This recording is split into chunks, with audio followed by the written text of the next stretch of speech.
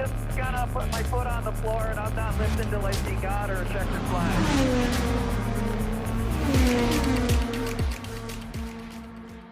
Hello and welcome back to Racing Thoughts, an IndyCar podcast. I'm Megan Dennis. And I'm Meg Taylor.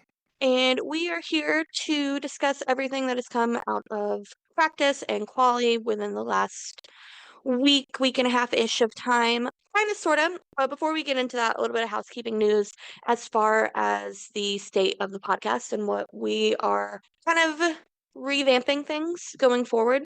So you will listen to this episode on Thursday, as we have always previously done. Next Thursday, we will have our Indy 500 coverage. But after that, we are shifting gears just a little bit as far as when we release, going to a bit of a more bi-weekly format, dropping on Mondays, just so that way we can ensure that y'all are getting better quality instead of just quantity as far as what we are putting out, and that we can also make sure that we are being a little bit more consistent with what we do as far as that goes. So with that, as far as what that looks like from a podcast standpoint, our breakdown of news or what's happening in the races may be a little bit more on, hey, here's the big highlights to discuss, as opposed to a little bit more segment as we've done previously. Additionally, with that, we're also going to be trying to post a lot more on our socials, especially like on our TikTok, to really kind of making sure that is where, if you were wanting to know stuff kind of day in, day out, that'll be that. And then we can touch on the higher stuffs here on the podcast with, again, the idea we want that kind of quality, what we're producing and what y'all are getting to hear over just getting stuff out to get stuff out. Meg, anything to add to that? Not really. I think, especially with what you said about us posting on our socials more, when a big news story breaks or there's, like some major changes that are happening, then we'll touch upon it on our socials to kind of get that information out to you kind of as soon as possible. But then on the podcast, what we're going to be doing is some deeper breakdowns of things that we think are going to be more impactful on a regular basis within IndyCar and like within, socials and news and stuff like that. So it'll be a deeper dive on the podcast versus on socials, which will just kind of like glaze over if you want like a too long don't read kind of thing. So that's kind of where our thoughts are with it. Hopefully this format works best for you guys as our listeners and as our audience. And if you guys have any suggestions, let us know. 100%. And, I'll plug them now as well as plugging them, at the end like we normally do. As far as socials go, for TikTok and Instagram, it is Racing Thoughts Podcast. And we are also on Twitter at Racing One Thoughts. Again, we are actively putting out more stuff there. So if you want to see kind of more in and out content stuff, look in those spots. And we, of course, will be recording as normal. You will be getting episodes. It's just post 500. That format, as we said, is going to change just a little bit. All right. So building on that, again, we are starting this a little bit with this episode as far as hitting kind of those bigger news pieces. So instead of going day by day, what has happened in every single day for the last 9 days of practice and qualifying, really kind of hit on those highlights. But to start us off, big news that we kind of got, I believe it was on Friday when this dropped, and I think is actually a really, really good thing, is that we have had 5 races that have had their times adjusted by Fox. So this includes Gateway, Road America, Mid-Ohio, the second Iowa race, and Toronto have all changed times to be able to get into a better viewership window. I think this is stuff we've talked about with previous episodes on. We want to see Fox kind of pick up that spot on, what are you doing to make sure we are getting those viewerships? We saw that really, there was we had huge numbers at St. Pete, and then races since then I've seen a really big drop off. I am glad to see that Fox has definitely seen this and they've heard this and they said, oh, we don't like that either. And with this, take for example, Gateway means that we are getting an 8 p.m. primetime network race. So not only are we getting, IndyCar at night, which we always know is the best thing ever, but this also means that we are getting like prime time 8 p.m. on Fox racing. Yeah, no, I mean, like we've talked about this before on the podcast in previous episodes with Fox being the way that it is. Like, I will give Fox their flowers for actually listening to viewers, listening to fans, for kind of like all of the things that we are noticing and things that we're like making noise about online. And they're actually listening to us. I think to me as a viewer and as a fan, as someone who wants this series to grow and to have it be taken more seriously in, the world of motorsport, but also just like in sports in general, I think having Fox continue to listen to us and continue to make changes as they are happening and not just, oh, this is another thing that we're going to change for next year. It's like it's active. And that's what I really appreciate from Fox. So we have said time and time again, it is not perfect where Fox is right now, but they're actively trying. And that is so much better than I think anything else, especially as a fan. I have never had a network, honestly, like listen to us the way that Fox has been listening to IndyCar fans and actively trying to make these changes. So it's not perfect, but it's getting better and better each time Fox is trying something new. So I'm so excited. And that really, I mean, there's definitely other news stuff that we are going to touch on. But as far as just kind of general news, that probably is a big piece from this week that we have gotten these new times put out there. So I guess from there, we'll really jump into what has happened within this last week and a half of practice and Quali Day. No particular order on any of this stuff, just really what are the big things that we saw across this last week and a half. I think this first bit, Meg, this is something I don't know how much you've looked into, but I think you would probably have some to talk about because this is kind of really in your wheelhouse that I think is really interesting and I think you talked about this already, but it's very normal that cars end up taking new engines for the 500. And what we've seen is kind of two very different manufacturer decisions on this one, in that Honda on Friday, so before Quali on Saturday, had every one of the Honda cars had to take their new engines, other than Marco Andretti and Takuma Sato, who were both already running the new Honda engines because they are one-off cars. But other than that, everyone else immediately, like, no choice. Honda said you are taking your engine on Friday. On the opposite side of that, you have what Chevy is doing, where Chevy said that they are not mandating when the teams decide to put in the new engines, other than it has to take place by this upcoming Friday for Carb Day.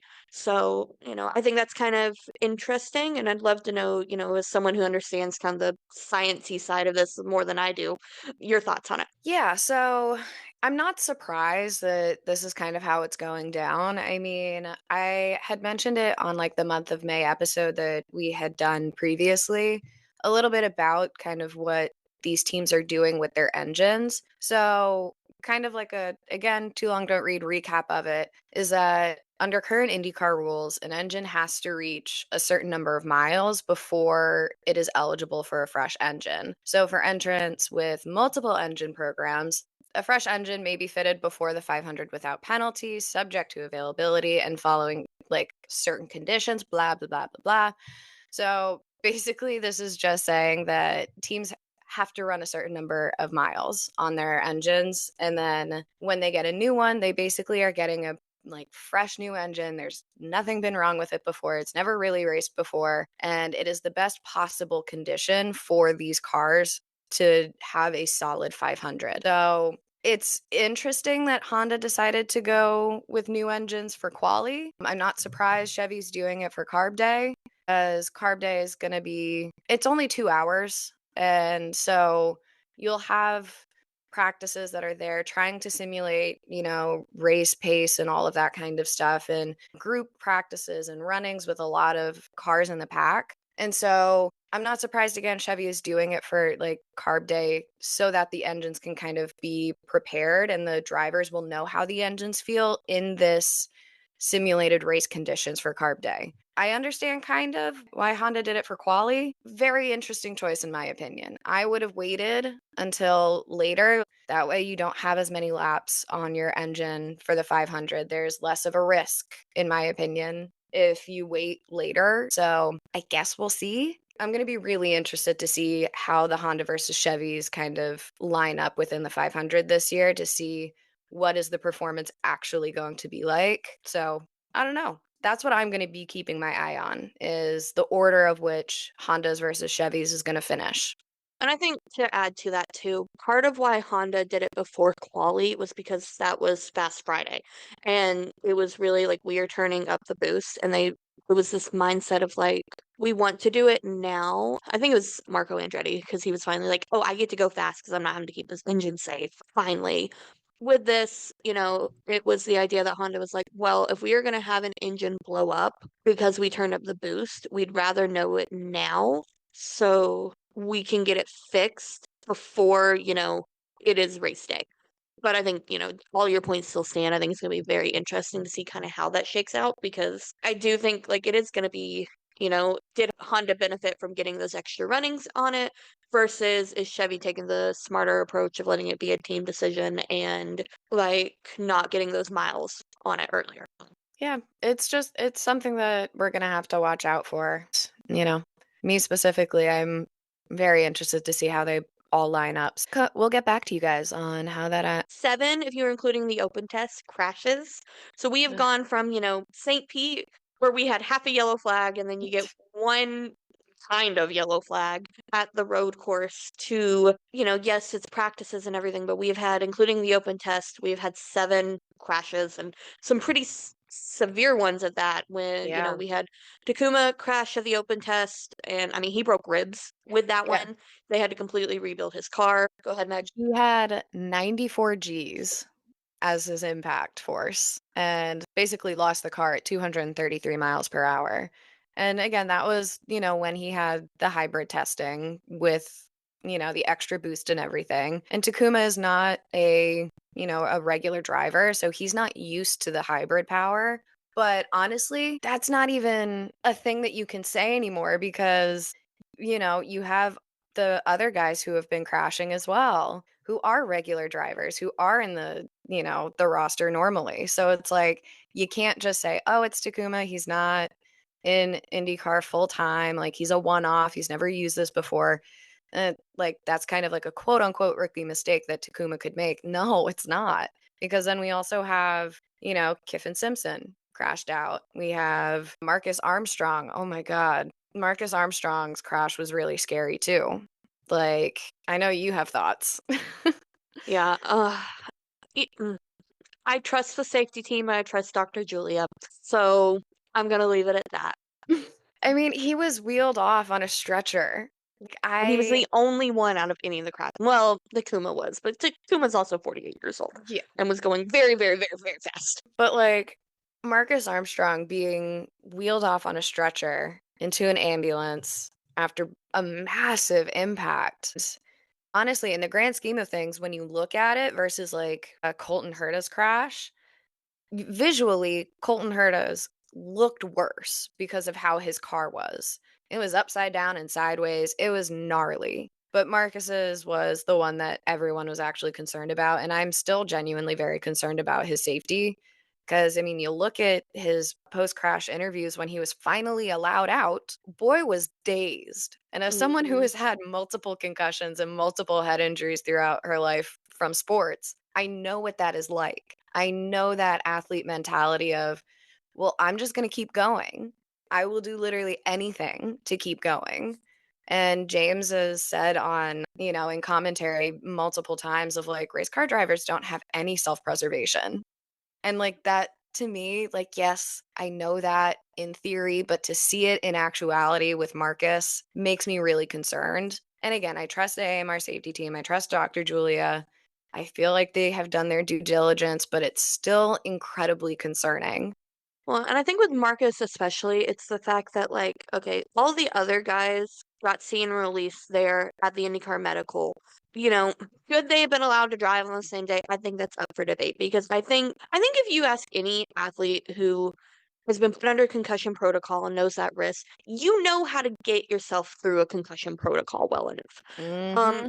They had to send Marcus to the hospital, and it was a long time. His crash was early in the morning, and it was well into the afternoon that like they were finally like, oh yeah, we have released him. And originally, there was talks of like, could it be Catherine Legg? Could it be Linus Lundqvist? Like, could it be these other drivers filling in for that spot? Because we really don't think Marcus is going to be cleared to drive. Yes, he's clear from a safety standpoint, but we do not think he's going to be allowed to drive.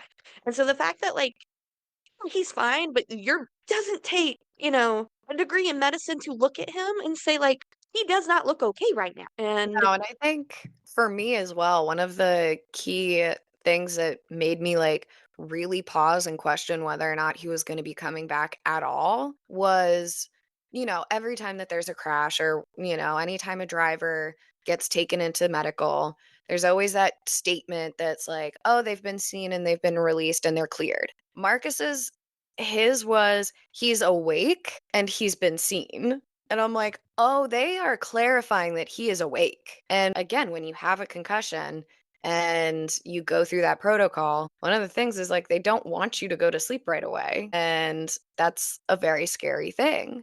It there's been a lot of discourse, at least that I have seen on like my socials, about how these crashes have been and how concerned fans are for not just the drivers, but yeah, it's just, I don't understand like how we had gone 408 laps of green flag racing because there haven't been any crashes to suddenly we've had some serious, serious impacts that are incredibly concerning. Well, and it's like I only saw the video when you sent it to me after the fact because I couldn't watch yesterday because I was having the longest travel day known to man. But it's Sure. like Scott McLaughlin, Scotty Max crashed.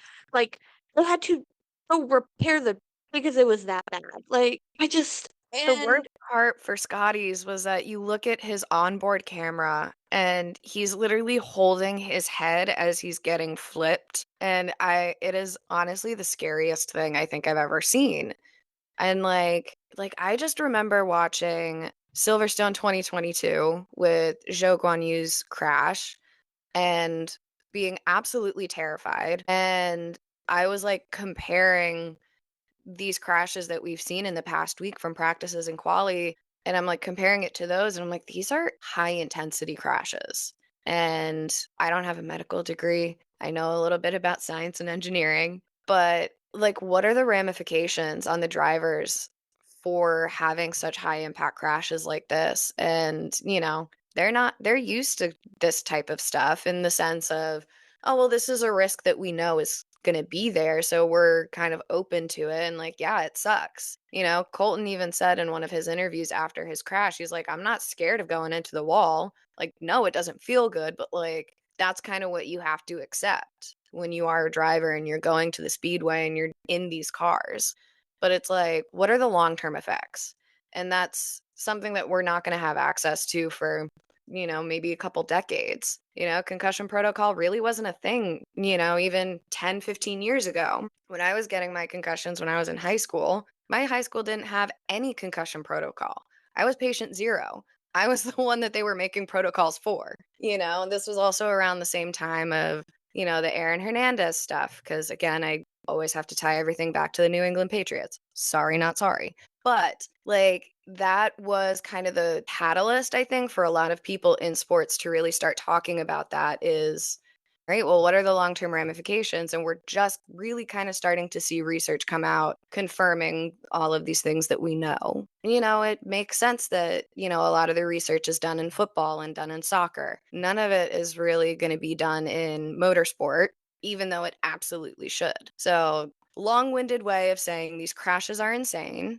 I love the AMR safety team. Dr. Julia, I trust you. Thank God for the halo, the roll hoop, all of the crash structures that are put into place in the car to protect the driver. But my God, knowing all of these things doesn't matter in the moment when you're watching these crashes. It is terrifying. And I'm so thankful that all of them are okay, relatively speaking, but still, it's scary. yeah.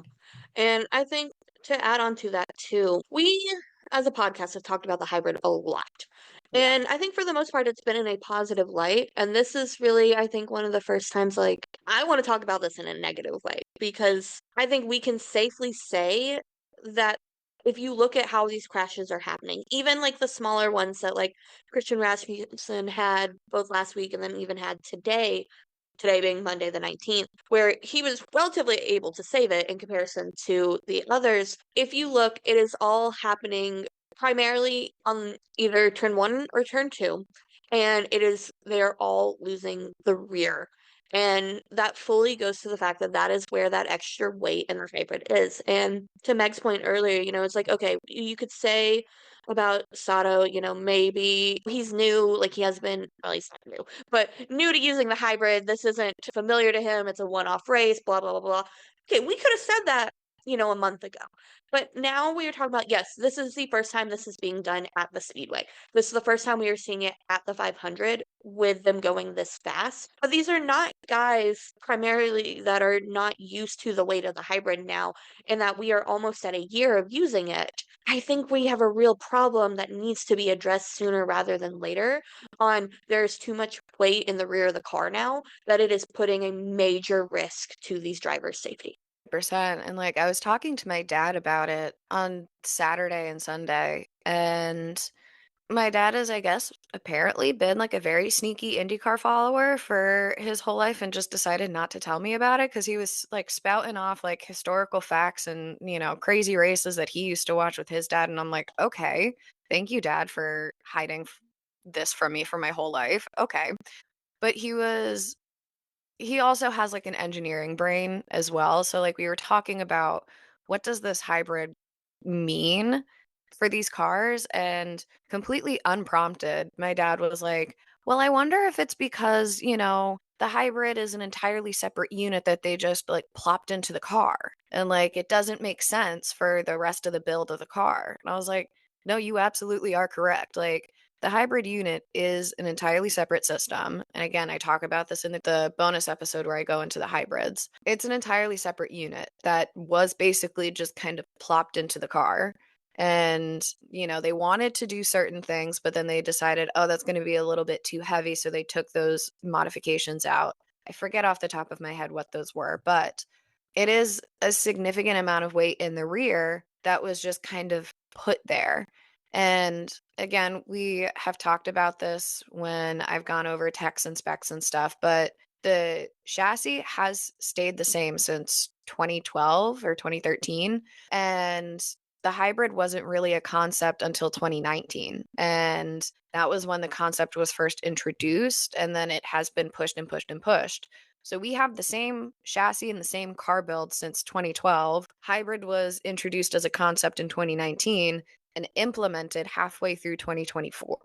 That is a significant time frame where, all right, we're basically using old specs for brand new equipment and, brand new technology that it doesn't seem like it's meshing well. And, this has gone to drivers and teams having consistent issues with the hybrid, whether that be like overheating or just like overall usage. Like Pato yesterday during his qualifying run in the Fast Six was saying that his hybrid wasn't deploying on his 4 laps. So that's not a new phenomenon. And, it's causing a lot of frustrations in terms of its reliability and how it's working. But I would be interested to see what the specs and the regulations are going to be for when we do get a new chassis. We're going to be getting a new chassis, new regulations in 2027, where hopefully we're going to have the hybrid a little bit more integrated into the build of the car. So that way, maybe that takes a little bit of the weight out. I don't know.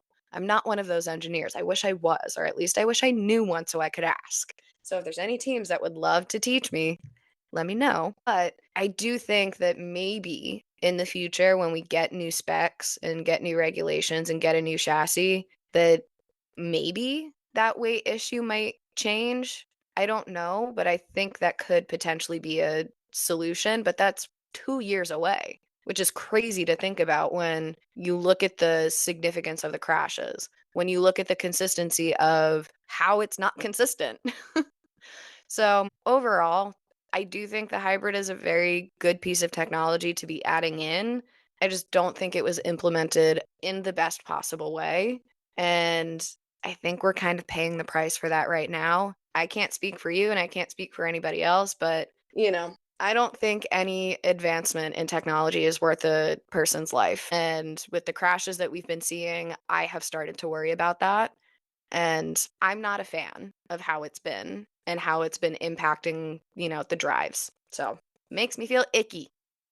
Yeah, exactly to your point. Like, it's putting too much risk on people. And at the end of the day, you can go as fast as you want. That is not worth, losing lives. We have not lost anyone since 2015 in this sport. And I hope that's the last time we ever lose someone to a casualty on track, quite truly. And, it's not worth it. And I fear that, like, if this is what we're seeing now when it's practices, what happens when it's everything on the line and you're pushing to every little bit more and that rear goes out? I don't want to find out, and I hope we don't find out, but I think it's No. something that, like, I fear we're now seeing what the drivers were talking about, a year ago when they were not happy with the hybrid and talking about this weight. We're seeing that all come to, like, well, these guys really do know what they're talking about and why they were not thrilled about this extra weight at the back of the car. Oh my God, it's like they're professionals or something. Like, what? Yeah. Crazy concept, I know. But one thing I do kind of want to point at is, to some extent, there's that total influence of experience there, because I forget what day Kiffin had crashed. I remember watching Alex Palou's laps when he was doing his practices and stuff, and he had a little wiggle in one of the turns, and it was the same wiggle that Kiffin Simpson had, and Alex Palou had backed off immediately, whereas Kiffin was still full throttle. And I think that does go to show that experience matters for sure, but you can't be relying on that the entire time. So, all of that to say, our opinions on hybrids has changed a little bit, but I'm still going to be following closely what they do with it, because I do think if they do it right, or if they continue to evolve it, it can be a really fantastic piece of technology that will greatly impact the sport and make it better. But as of right now, I don't think it's where it should be, Yeah. which is a shame. All right. So I guess moving on from there, do you want to touch on our next thing and a little bit of history that we had occur yesterday? I'm so freaking excited. So, yesterday was Sunday, and that was our top 12 and our fast six for qualifying. And we have a rookie on the pole for the Indy 500 for this year. And I think that is so exciting. We have Robert Schwartzman, and he is the first rookie on pole since 1983. And I could not be more proud of this kid. So when we went to Barber, this is just like a little backstory for you. So when we went to Barber this year, we went through the autograph lines, and the line that I had chose to go through, Robert was there. And I have been aware and I've been following Robert's career in Formula 2 and, in F1 as a reserve driver. I think he's an incredibly talented driver. And so when he got the call that he was going to be in IndyCar and when he was announced, I was really excited. And especially with Prima, because we know the history with Prima and Formula 2 and all like the feeder series over there. They're great. But it's been a rough start for, Robert and Prima. They are definitely experiencing like rookie growing pains, as all rookies do. But I was so happy that he got pole, because again, I remember talking to him in the autograph line and I was saying, like, I've been following your career. I'm so excited that you're in Indy getting the chance to drive in this incredible series. And he was like, "Oh, thank you so much." Like, very genuine. And then he goes, "I'll try my best to make you proud, to make you guys as Prima fans proud." And boy, did he ever. I was so excited. I posted this on our socials too, but like my heart rate was spiking. It was high. But that's also just me being insane. So don't read too much into that. We have a rookie who's going to be leading the pack for the Indy 500 for this year. It's so exciting. And I think it's not just, okay, we have a rookie on pole, but we also have a rookie team this high up, which I think is just very, very shocking when you look at, quite honestly, how bad Prima has been so far this year. You're laughing, but it's the best way to put it, because if you look, like, Robert routinely every single week has not been able to get out on track for some reason or the other to start the race weekend. The first day of practice for the Indy 500, they were not on track because the car was not ready. They did not have a Speedway car going. So, They still like, had like their road course car. yes, they had ran the open with their road course car. Like, it wasn't even like they hadn't switched over the configuration yet. They did not have a Speedway car, really, No. truly, at that point on day one. So, like, if you take all of that into account, the fact that they really, like, in some regards, were able to pull this out of their is quite impressive when you look at who they were up against. I mean, you have Scott Dixon, you have Alex Flo, you have Pato Award. Like, you have these people in these top standings that have been doing this for a long time now. and teams who are known to be good at this. You know, we're going to touch on Penske, but Penske too, of like very much has the potential, and we're expected to be able to put it on that pole. And so, like, you take all that into consideration, like the fact that like Robert did this, that Prima did this, is just kind of like, okay, wow. And I mean, I will fully attest that because I was traveling, I was driving, I was not able to watch any of it. I do still need to go back and actually like take into account everything that happened with that one because I do want to see it. But I think it's very impressive. It's very interesting. And I think it's going to be very interesting to see. Okay, yes, you were able to do it for 4 laps. Are you going to be able to do it for 500? Yeah, I think to that point, I think he's gonna have a really fantastic time being pole sitter, right? But he's a rookie. This is a rookie team. And I was watching the practice earlier today, and you look at the pit stop practices. They were messing up left and right. And, there was a comparison of Will Powers on board where you could see the Penske team doing a clinical pit stop, not a single mistake. Everything was correct down to the T, and he was gone. Whereas, the Prima team, again, it's growing pains. You're a rookie team. You're not used to this. This is your first oval experience. What a first oval experience, by the way. But I think he's going to have a fantastic race just because of where he's starting. But also, like, expectations were low to like going into this. And, as proud and as excited as I am for him, I honestly think a lot of people still currently continue to have low expectations. So I think no matter what happens, people are going to be like, oh, I'm pleasantly surprised by how this turned out. Even if something were to happen, I think people are going to be kind of feeling like they were impressed just by how kind of things went with him getting on pole. Him even getting to the Fast Six was a huge deal. But yeah, let's just hope that this upwards trend continues for Prima and for Robert. I will say I am a little bit disappointed for Callum Ilott because we do love him on the podcast. He's a near and dear friend for us. And I'm like, as excited I am for Robert, obviously, as I have said, I think between Robert and Callum, I think it would have meant a lot more for Callum to have gotten and been in this position because he's been in IndyCar before. He's raced at the Speedway. He's raced for top teams. And now it's just kind of like, well, all the attention's on Robert the rookie. And it's like, no, but he's doing well too. Well, and I think to that it's also the fact that like if we and we'll do our prediction at the end. But I think to that point, if we're talking about having competitive 500, again, this is nothing to knock on Robert because I would have not expected this going into it at all. So he very much, could easily surprise me come 500 day.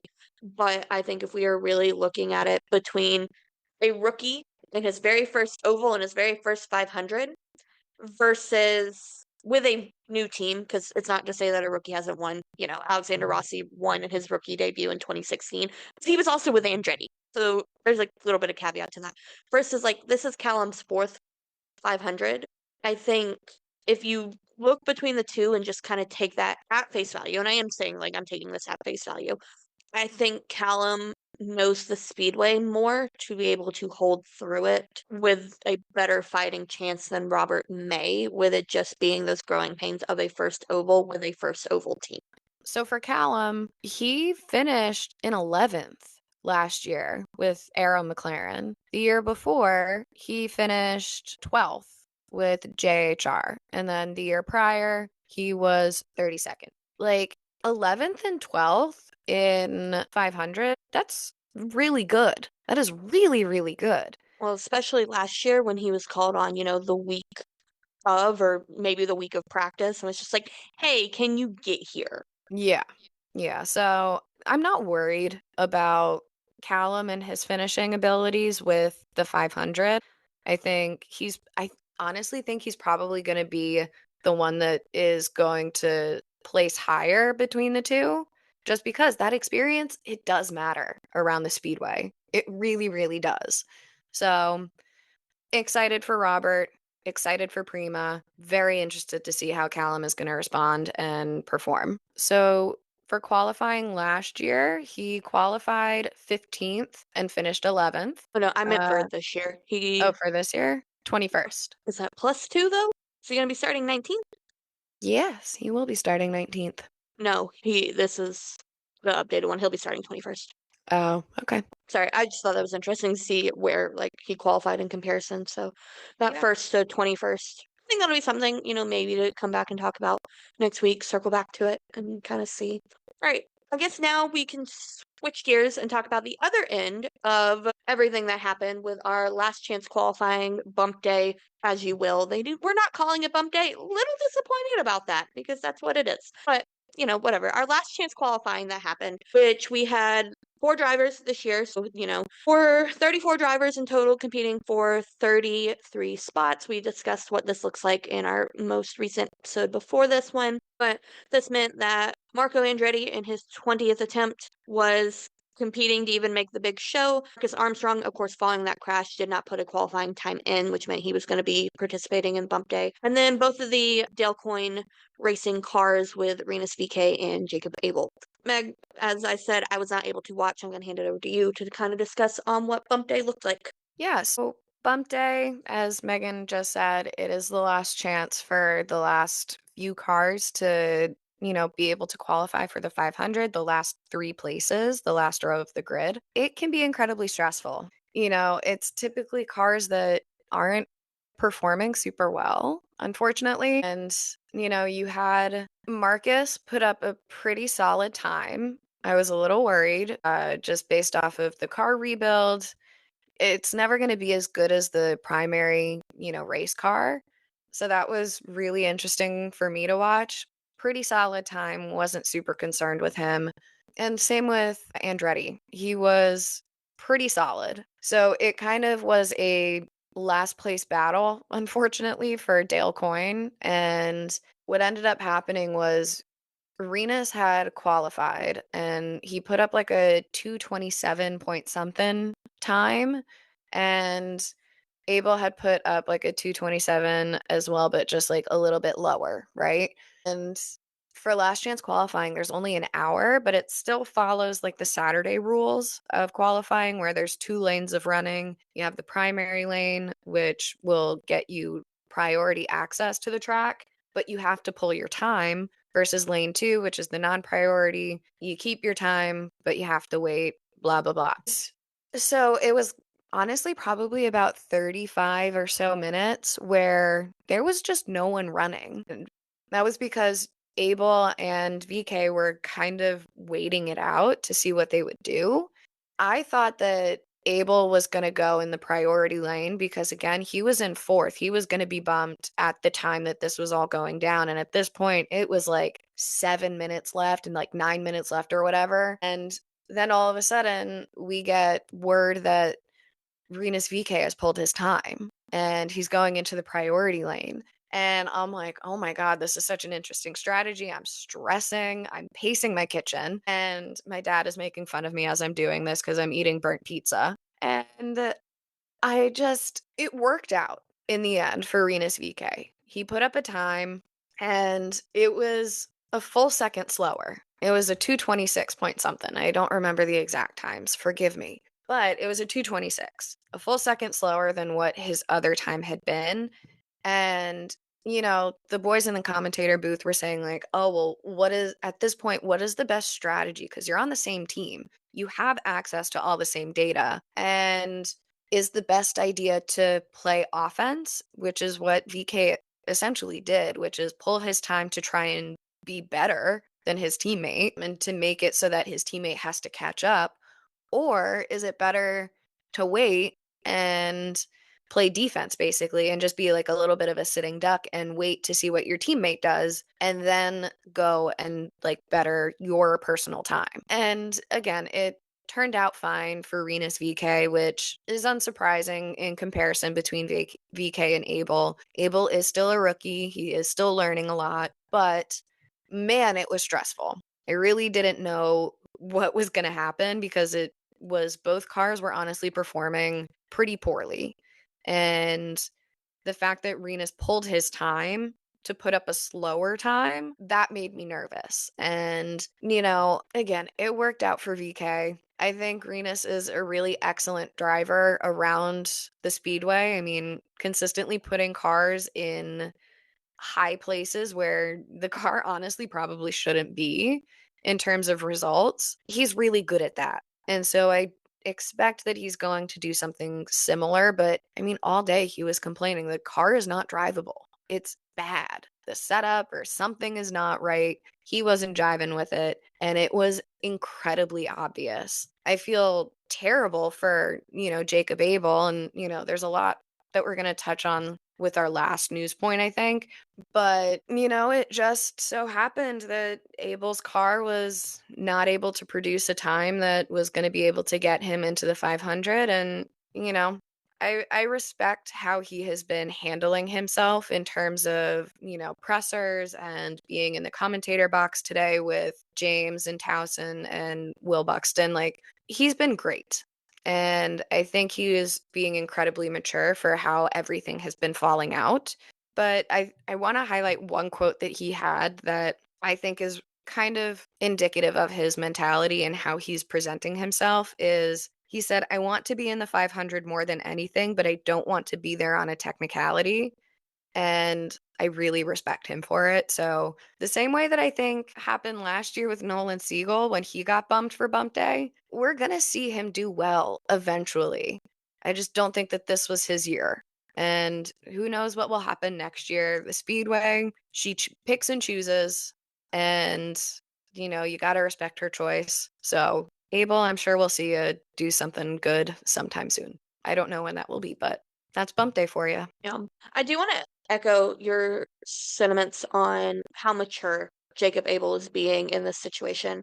On that, he's talking about like Del Coyne is a very small team. He and Renus have gotten extremely, extremely close, and that they knew the reality was one of them was sitting at home on the 500. And he, said to that point that he's like, I'm still going to be here all week. He's like, I'm going to be here to support my teammate. I'm going to be here to support my team. No, I unfortunately don't get to take part in my first 500, but I still want to learn as much as I can.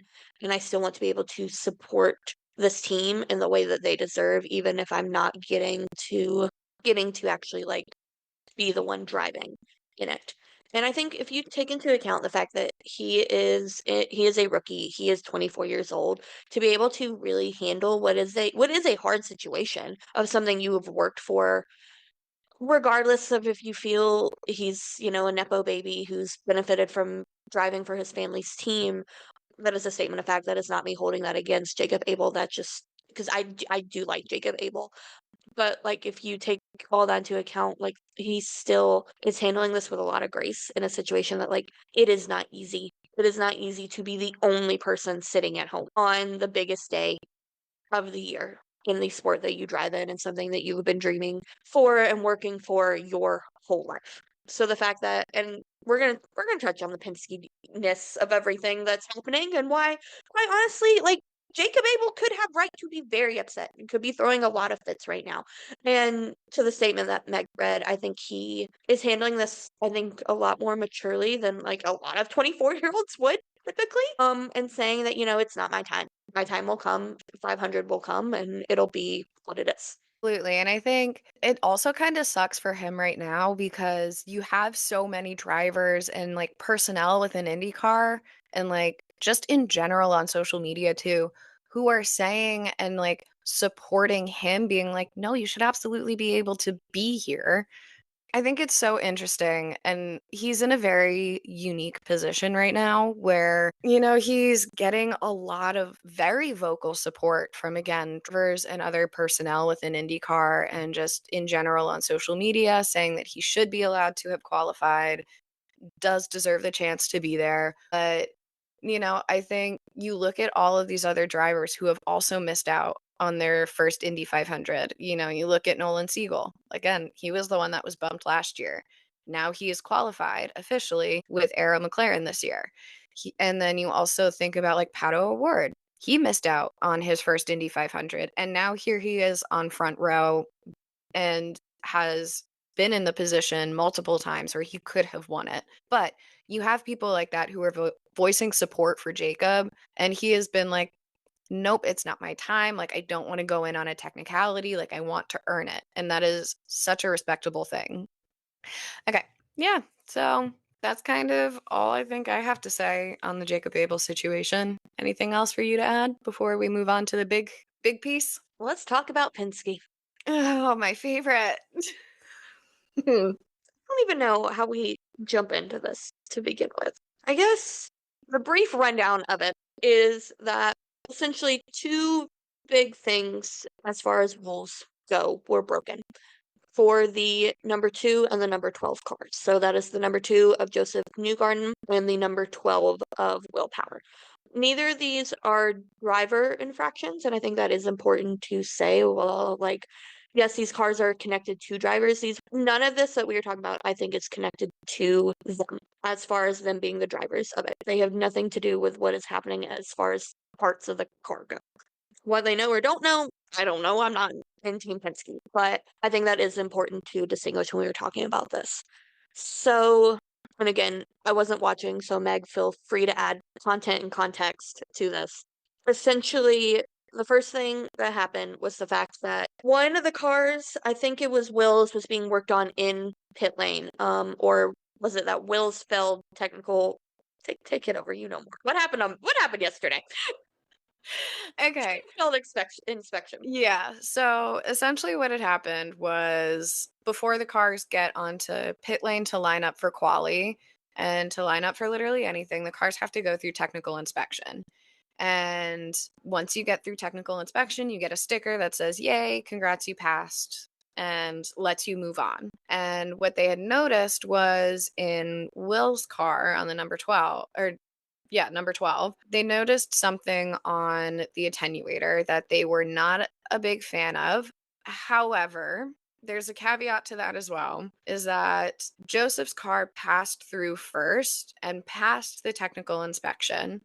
And someone from, I'm not sure how true this is, but I've been seeing it being reported this way multiple times. So I'm just reiterating that apparently someone from the Ganassi camp saw something and was like, hey, that's not within regs, and brought it up to the technical inspection team. And they saw it on Will's car. And then they were like, oh, let's go back and look at Joseph's car. And they pulled them out of line basically. And what happened is that it was with the attenuator, which is the rear crash structure of the car, and it is designed to decrease peak G-force levels by absorbing and reducing the force of the impacts transmitted to the cockpit and transmitted to the driver. So it is, when we see these cars crash, I've talked about it in our Techs and Specs episode, that these cars are designed to shatter. And in 2023, they updated the chassis for this attenuator specifically. And that was because drivers were complaining about getting headaches and like head injuries after like backing into and crashing in the rear of their car into the wall on street circuits. And so they were like, clearly this attenuator is not up to standard. Like, we want to reduce the amount of impacts that these drivers feel, so they were like, all right, we're going to redesign it. And so they did. And the attenuator is a spec piece. So basically that just means that they are not allowed to modify it whatsoever. And Penske got in trouble because they bonded a section of the car and filled the gap between two portions of this attenuator. And these two portions are kind of like, you have one piece that's the main body and then it like laps on top of it with the second piece. And so that creates like a little lip. And because of that, when you're trying to perform at the 500, thousandths of a second can mean winning versus losing. And so you're really trying to create the most like solid, smooth aerodynamic flow around the car. And there are certain pieces of the car that you can bond or you can sand or you can smooth or whatever the case may be. However, according to Article 14.7.8.16, the body work fitting section of the rules, I looked this up. There's a list of like 10 to 12 pieces that you are allowed to modify, that you are allowed to bond and sand and tape and work. And The attenuator is not one of those pieces. And the other part that you were trying to mention before, too, was that they were trying to fix this on pit lane, which is against the rules. So you are not allowed to make any changes to the car after a technical inspection, with the exception of wing angle and tire pressure. And you have the 12 crew coming out here with chisels and a grinder saw, and they're literally trying to take the bonded part off of the attenuator in pit lane so that they could claim, oh, well, our bad, we didn't know, or something along those lines. We fixed it, so let's go back out. And that's just not allowed. You can't do that. It's very clear with the rules. There's a lot within the rule book that I think lives in gray. That's where a lot of advancements come from, is within teams finding these gray areas of well, it's technically not against the rules, but I'm sorry, this is the most black and white. You can't do that. And so it's incredibly frustrating. There's a lot more that goes into it. So that's the technical side of it. Megan, what would you like to say in terms of media? Okay, so before we kind of jump into, I think, both the public, the media, and the kind of paddock response of it, I think a few things that I want to touch on. First of all, found out that Doug Bowles is a lawyer. Great to know. I have been very, very impressed on how Doug Bowles, who is president of IndyCar, has handled this first and foremost. So I am going to read his full statement that he put out following all of this before he actually held a presser. Again, we're going to give our kind of thoughts to an extent. We're also going to touch on what is kind of the fact of it, but let's go with these are the facts of everything that has come following all of everything that Meg just touched on. All right, so from the desk of J. Douglas Bowles, president of IndyCar. His statement reads as following: the integrity of the Indianapolis 500 is paramount, and the violation of the IndyCar rule against modification to this part and using it as supplied is clear.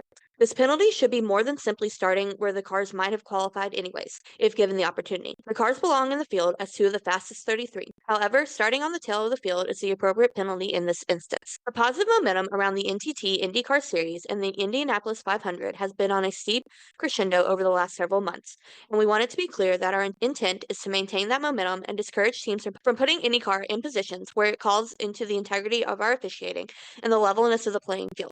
As we look to the remainder of the week and the race this weekend, we will do everything we can to make it clear that this is not only the best racing on the planet, but racing where the best win under completely fair conditions. So I really like the fact that Doug said, oh, let me back up. Normally, IndyCar rules state that if there is something that is a rule infraction, penalties come after the end of race weekend. That is in the rule book. That is regardless of how people feel about it, and I do think it is kind of that gray area where I don't. If you break a rule, there should be some kind of consequence before, or a weekend is over. But regardless, that is what the rule book says. I really appreciate that Doug Bowles said, this is not just a race. This is not just one of our 17 races we have. This is the greatest spectacle of motor racing, and what we are not going to do is sit here and let this be a mockery of our sport. And he really said, we are not doing what we have always done here and letting this go by and oh, penalties, okay, they'll finish the race on Sunday and then we'll see what happens. He said, no, we are not going into the weekend with this happening. So with this one, what has happened, so these are what has been the ramifications of this from Team Penske. First, this was for the 2 car of Joseph Newgarden and the 12 car of Will Power. Scott McLaughlin of the 3 has been cleared, so they have not found the similar part on him. They do have the rear wing from his crash, and they actually, Doug said, no, we have it. We've investigated that, not just this backup car, and have found that he was in completely legal regulations. So Scott McLaughlin, not part of this. He will start, I guess, 10th now, which still confuses me a little bit on why he would be 10th and not 12th, but that's separate from this. It's just a weird qualifying thing that doesn't really make sense to me. Neither here nor there. With this, to that statement's point, the 2 and the 12 will now be starting in 32nd and 33rd place on the grid. Both strategists, which includes Tim Cindric, who is the president of Team Penske, who is Joseph Newgarden's strategist, as well as Will Power's strategist, who is their team manager, will both be suspended. This is the second year in a row that both of them will have been suspended for the 500. I think we're going to have to touch on that at least a little bit too when we talk about everything, because here, there, regardless, that is something that I think is interesting. But both strategists for the team are suspended for this race, so neither of them will be allowed on site for the 500. Both cars will forfeit the qualification points that came from the 500, so that will affect their championship standings from there. Each entry has been fined $100,000. And then with this too, and I think actually this is kind of interesting to come as far as the ramifications, they have been required to forfeit their pit position. So, where you line up where your boxes makes a big difference a lot of times. And the fact that they've had to forfeit this, and then once every other car has moved up and been able to reselect their boxes, they will get stuck with whatever is left. That is the facts of the matter. That is where everything stands. I think we will have our reactions. I think we will touch on that, to an extent. Everything that I have seen online from both a driver perspective, team perspective, the media perspective, overall fan perspective, I think you do have some Penske fans who are upset about this. But the overall consensus is like people are very upset with what happened here and the fact that like Penske was able to do this. I really like that Bowles really said, hey, we are not going to allow this. We are not going to just ignore this and put this to something to handle later. I liked his statement of he's like, there's a lot of speculation that has occurred, that will occur, and is going to continue to follow this, but I can only work in fact, and these are the facts that we are currently under. So that is where we are at. Meg, thoughts? I have so many thoughts.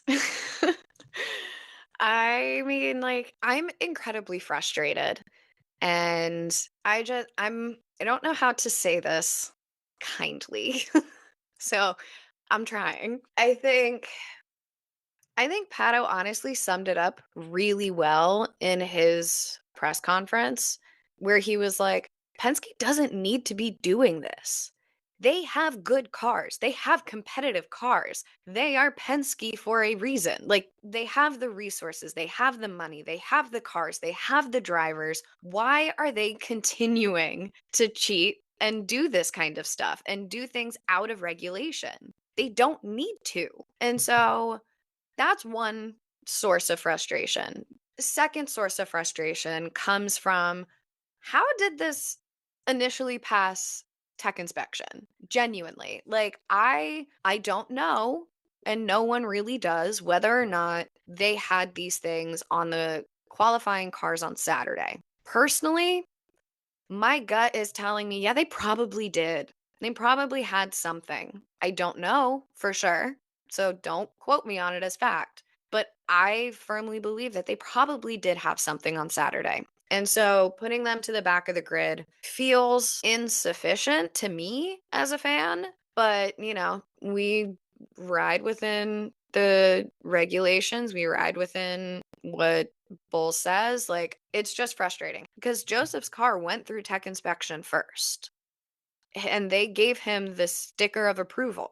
And then it was only after someone from Ganassi had pointed it out on Will's car that they were like, oh, hold up. Maybe we should take a look at it and let's pull Joseph's car to take a look at it as well. Like, I don't know whether or not it was intentional that they were like, yeah, sure, go on through. What does that say about the tech inspection process? Does it say, oh, is there a serious issue that we need to take a look at in our process to make it more thorough? I would say yes. If both of these cars were able to get through, if Joseph's car was able to get through, Will's was able to almost get through until someone else said something. That's the part that bothers me the most, was that it was just going to fly until someone else said something. That is so, I don't know. I don't know a word for it. I really don't. It's frustrating in that camp. But then I have made myself pretty clear in terms of where I think Penske lives within IndyCar. I don't love how, Roger Penske owns a team that is fighting for a championship, but also owns the IMS. I don't like that. I think that is a massive conflict of interest, because then, of course, you're going to have your drivers and your team participate. Of course you're going to do whatever it takes. Is it, we don't know what the ramifications or the punishment would have been for any other drivers or any other teams. We don't. But is this just going to be a slap on the wrist again, like it was for push to pass, like it was last year? I don't know. It's incredibly frustrating. So I hate this. And I think if where Bull says, like, we want to maintain the integrity of the IndyCar series, this is a personal opinion. I don't think you can maintain integrity when you have the IMS owner also owning a team. I really don't think that that's possible.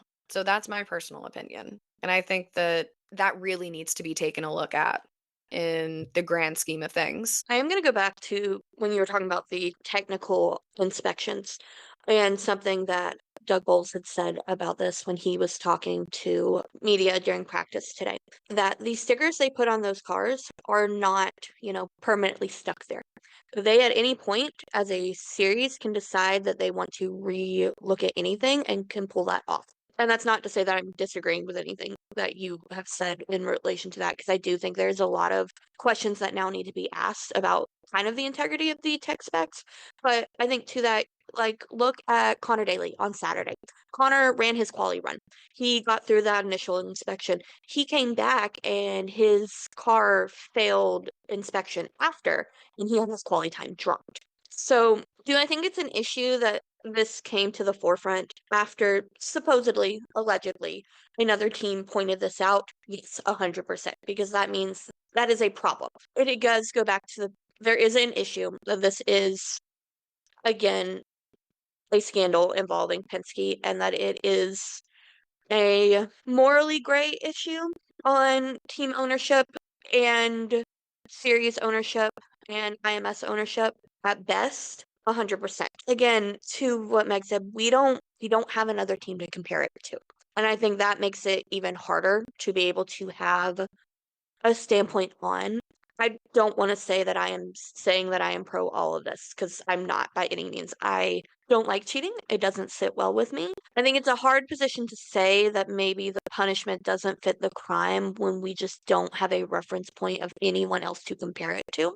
I do think this is being taken much more seriously than push to pass was. And I appreciate seeing this. I think it's the fact that we are having Doug hold his own presser to be able to talk to the media immediately. We're like, no offense to Jay Fry, I think Jay Fry's great at what he does, but he didn't make those statements last year. He didn't really come out and hold a press conference. Mark Miles did, but didn't either. And so the fact that Doug, like, one, it shows that, like, from a legal standpoint, he knows what he's talking about. And he's like, we are basing this on what we know. To the point of, like, Hilo Castroneves made a statement earlier, and this is from someone who is a team owner and a driver for this upcoming weekend. I was saying, he's like, look, like, yeah, they're getting punished for it. The reality is they just happen to get caught. He's like, if we had found that loophole and hadn't got caught, we probably would have done it too. We just didn't think of it. I'm not saying I agree with that, but I think that is, to an extent, just the nature of sport, especially high level sport, of if you can get away with cheating, you're gonna try to. I think that's the reality of not just motorsport, but sport in general, of that, like, you do have sport in general is morally gray. And a lot of the opinions of it always come down to, what do you feel about the team involved? If you don't like that team, well, of course you're gonna think that, like, oh, it could have been harsher, or, I'm glad that they got caught. But if it's your team, on the flip side of that, well, you're probably gonna be championing for that a lot more, of like, oh, they didn't do anything wrong, or like, I mean, like, I don't think that punishment, like, is very fair to what they did. Like, yeah, maybe they did it, but that's not very fair. Again, that's not me saying that, like, I agree with what Penske did, because I don't, and quite honestly, I think scandal's a little bit good for the sport. That's just another reality of sport. We want people talking about IndyCar. Is this how we want them talking about IndyCar? Probably not. But you know what it's going to do? I probably can put money. If I turn on Sports Center later tonight, it's going to get mentioned briefly, at least a little bit. Do you know how often IndyCar gets mentioned on Sports Center? I'm going to tell you it's basically none. They're probably going to talk about the winner briefly, next Monday or Sunday night, but that's going to be about it. And so, I don't know. I that was a long rant just to say, of like, could the punishment be harsher? Probably. Do I agree with Penske cheating? Absolutely not. I think it's a good thing that they got caught, because they were not, this wasn't a loophole. And I've seen people say, oh, they just were able to find a loophole. No, they weren't. They cheated. They cheated in more than one way. They broke very clear rules. I think it's a good thing that they got caught. I think the technical inspection side of things needs to be investigated, not just for Penske. It's just Penske happened to be the team caught. I'm sure if you look, there's probably other teams who are doing stuff to some degree here, and they just have gotten away with it. It's not me accusing anybody. Let me be very clear of that. But just in general, I think it's the nature of sport. So I guess it's my playing devil's advocate to a little bit. But I think from an IndyCar standpoint, if we compare this to push to pass and everything that happened last year, this is being handled in a much better way. Absolutely. It is 100% being handled better. But, to counter your counterpoint, I think, like you said, a lot of sports live in gray areas. This is not one of them. And, I think about pretty much everything through the lens of a teacher, right? Where you do something wrong once, you kind of get, the reminder, like, hey, you can't do that, or like, a very minor repercussion. You do it again, you got to have harsher consequences. And I do think to some extent that has been the case. However, Jay Fry versus Bulls, like it's two different people, but you have to be looking at, okay, this is Penske again. This would be a totally different conversation if it was like JHR or if it was McLaren or Andretti. But it's the second time in a year that Penske, the team, has been caught cheating. And again, the teacher in me, or maybe just me being a woman scorned by cheating in the past, I don't with cheaters. And I think this is as clear as day. And I think that all the backlash that Penske are going to be getting, I personally think that's earned. That's deserved. You get caught cheating twice in a year. Oh, you deserve everything that is said and everything that is coming your way. I'm incredibly frustrated that this continues to happen with Penske. And I said it before, but I think you can't take out the influence that Roger Penske has on this entire situation. You really can't. He's the owner of the team. He's owner of IMS, owner of Penske Entertainment. Like, he has a monopoly over this. And it makes me wonder if maybe, the consequences and the backlash aren't going to be as severe as maybe they would be for another team. Again, speculation here, but it makes me wonder, what is his influence in all of this and how it's being handled and what those repercussions are? I don't know, but as a fan, I'm incredibly disappointed that this is the major talking point of the qualifying weekend. Because again, you have a rookie pole sitter. You have Takuma Sato on P2. You have Pato O'Ward P3. That front row should have been taking up all of this media attention. And it's not. And that is a tragedy, in my opinion, for the sport, because it could have been such an incredibly positive and wonderful news cycle for IndyCar. And it's turned into, guess who got caught cheating again? Team Penske. The guy who owns the team, the guy who owns the IMS, the guy who owns Penske Entertainment, who owns blah, blah, blah. Like, it's just exhausting that this continues to be the issue. And I want to see something done so that it doesn't happen again. Like, again, going back to teacher mode, logical consequences. What are those? Like, you get caught doing something, what's that ramification going to be? What's it going to take for you to understand that you can't do this again? So that's all I have to say. And again, I agree with you to all of that point. I guess that's what we don't know, like this punishment's definitely harsher than what we saw last time. Hopefully this is, we aren't seeing it again. Because I think to what you brought up to Pato's point is really the part that kind of sums it up best. Penske doesn't need to do this. They don't have to be doing this at all. They have the top cars. They have the top strategists. They have some of the best drivers. Like, Joseph had a chance to make history. I'm not saying it can't be done. We have had people come from the very back of the field and win in 1936. So, but like, regardless on how you feel about Joseph Newgarden, like, you have essentially taken it where he had a chance to sit on pole. His car has been good all week. He had a very strong likelihood of that happening, to that being taken out of his hands. Honestly, no fault of his own. And I'm not saying like the drivers didn't know about it. But at the end of the day, they are not the ones doing anything on that car. Like, they are not. So I think it's stupid. It's a stupid choice for Penske to make, just in general, when like there wasn't a need. No, there absolutely was not a need. And it's so dumb. You're absolutely right. It is so stupid of them. There's no need for it. And as my own fan and my own bias, I'm glad Joseph is starting in the back of the pack. Gives my driver a little bit of a better of an advantage, but like, it would have been a very interesting fight to watch that now feels like it's taken away. And, greatest spectacle in racing now kind of feels a little bit dampered with, which sucks. I'm like, anything can happen on the Speedway. Absolutely. She She's picks and chosen her chooses. winner.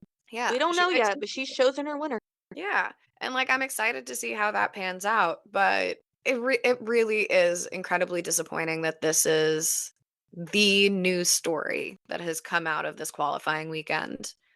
I wish it wasn't, and I wish I wasn't sat here yet again talking about how Penske made a dumb choice. And yet here we are. So we'll see what happens, I guess. I will say, I'm very glad, though, they didn't make Joseph Newgarden hold some stupid press conference and fall on his sword again. Instead, we just get him running sad laps. It was so funny to see. Like, that was the best thing, honestly, to come out of this entire news story is you get Joseph Newgarden running around the Speedway, just sad. Well, and then, like, I saw a video clip earlier today where he ended up on, like, one of the tower stands, and they just went, well, they won't let me qualify, so I just said I'm gonna go run. Like, I'll just run myself. The best is when he figured out that he was being broadcast and the man dabbed while he was running. It is 2025. I didn't think one, we still did that, but two, a grown man like Joseph Newgarden dabbing while he's doing his Captain America Chris Evans run. Stupidly perfect form. If you don't believe me, look it up. It is comparable, I promise. Look, Joseph is a millennial theater kid at heart. So true. And he is like G.I. Joe kind of vibes, so makes sense that he has perfect running form like Captain America does. Yes. All right. Any closing thoughts on Penske? Where we're at with this? I think where we're at, I think it's just frustrating. That's all. It's frustrating and disappointing. Percent. All right. So I guess that brings us about to the end of this episode. Again, a little bit of a different format than we have done previously. So let us know, what you think. Leave a comment on, Apple Podcasts or Spotify because we read them. We've gotten a couple there and we very much appreciate it. Before, we get into closing everything out though, Meg, who do you have winning? Who is the Speedway chosen? Give me one name. I don't want to say it because I don't want to put it out there and jinx it. I think we all know who I want to win. Yeah, I am so superstitious, guys. I can't say it because I will not be able to forgive myself if it doesn't happen. But, just look at last year's runner-up. I think it is finally his turn. I hope it is finally his turn. But I would have one to watch be Robert Schwartzman for sure. But then I'm going to throw Helio Castroneves. I'm going to put that name out there as one to watch. I think he's won 4 times. He knows how to do it. I think he'll be interesting if we can go for 5. So I'm not saying my pick, but I think we all know. Who have you got? This one might shock you, but I think with where he's starting, the pace that's been in the car, I'm going the man in the purple car, Connor Daly. Whoa, that's interesting. He is starting 11th, which I Yeah. think is honestly a good spot when you take into consideration everything with pit stops, so everything that can cycle out. Yeah. He is from Indianapolis. He is from Noblesville, Indiana. The Speedway loves him. Maybe not the track herself, but the fans love Connor. And quite honestly, I would like to see him become, the first driver from Indiana to win the whole thing. And I think maybe for the first time in his numerous Indy attempts, he may actually have a decent shot. I don't think it's going to be easy. A lot of things have to Never line is. up, but that's the 500 in and of itself. Everything's got to line up perfectly at the right time. So, bit of probably a shocker for me to pick, but I honestly think that, like, if I'm looking through on what I've seen for a week worth of practice, if everything lines up, I'm betting on Connor. I love that. A little bit out of left field, but I mean, he's your parasocial frenemy. I think that would be incredible if he did actually pull it off. But, like you said, it's not going to be easy for him. So it's going to be interesting. And I'm not going to give you one to watch. People will do things. Something weird will happen because it is the Speedway. I think we are going to get a first lap incident, Always. and it's going to collect some people. That is my what to watch. Watch the first lap. But I'm not giving you anybody. Speedway knows what she's doing. I'm not testing her. No. She always knows what she's doing. We are just bystanders. All right. Anything else? No, I think we pretty much covered everything. All right. Again, follow us on socials, TikTok, Instagram, Racing Thoughts Podcast, on Twitter at Racing One Thoughts. Please, if you listen to this episode, if you made it this far, please go rate the podcast on whatever platform you are listening for. If you like this format, please let us know, because I think this is the direction we're going, and I really hope some good conversation came out of this and it's a little bit more quality on what we can bring you going forward in the future. Yeah, I guess we'll catch you next time. Bye.